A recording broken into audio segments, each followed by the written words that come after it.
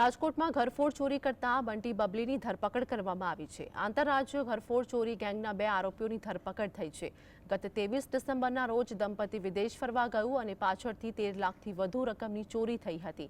જે બાદ પોલીસે તપાસ કરતા સામે આવ્યું કે આરોપી બંધ મકાનોને રેકી કરી રાત્રે નિશાન બનાવતો હતો। પોલીસે મૂળ મહારાષ્ટ્રના અજીત ધનગર તેની પ્રેમિકા મૂળ બેંગલુરુની નિગમમાં એમએટીની માધાપર ચોકડી પાસેથી ઝડપી પાડ્યા છે।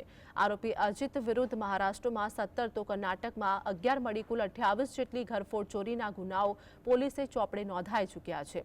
તો પોલીસે આરોપી પાસેથી વિદેશી ચલણી નોટો, સોના ચાંદીના દાગીના મળી રૂપિયા 17 લાખથી વધુની રકમનો મુદ્દામાલ કબજે કર્યો છે। ડિસેમ્બરના રોજ પોતાનું ઘર લોક કરીને પોતાની પત્ની સાથે વિયેતનામ ફરવા માટે ગયા હતા।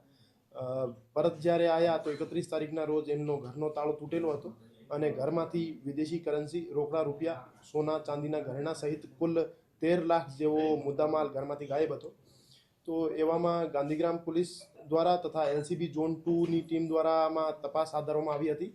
માનનીય સીપી સર બ્રિજેશકુમાર જાસર અને additional CP sir Mahendra Bagadiya સરના માર્ગદર્શન હેઠળ એલસીબી ઝોન 2ની ટીમ, જેમાં પીએસઆઈ રામદેવસિંહ ઝાલાના નેતૃત્વ હેઠળ ટીમ દ્વારા દિન રાત મહેનત કરી આરોપીને પકડી પાડવામાં આવ્યો છે।